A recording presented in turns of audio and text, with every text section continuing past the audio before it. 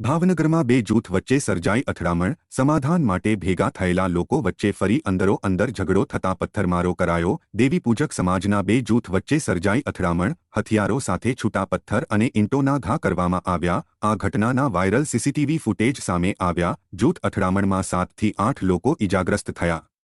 ઉત્તરાયણના દિવસે થયેલી માથાકૂટના સમાધાન માટે ભેગા થયા હોવાનું પ્રાથમિક સામે આવ્યું